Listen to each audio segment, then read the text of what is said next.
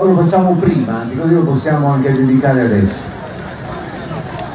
Questa sera il venire qua al matrimonio Serargino per noi è stata un ritornare indietro di un paio d'anni, è la 30ª edizione che più o meno il gruppo partecipa.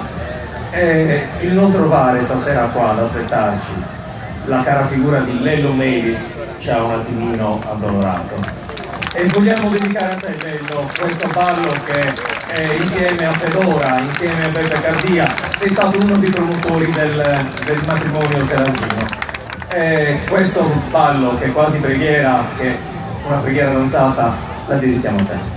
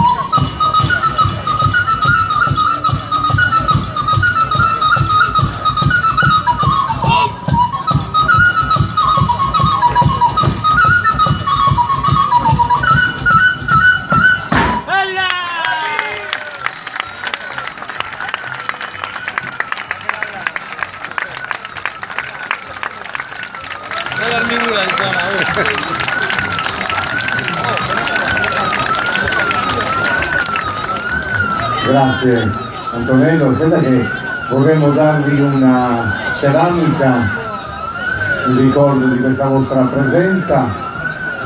Grazie infinite Antonello, grazie di cuore per la vostra presenza che dà veramente un grande contributo a questa manifestazione. Grazie. De Wallan, accomodatevi pure. Allora,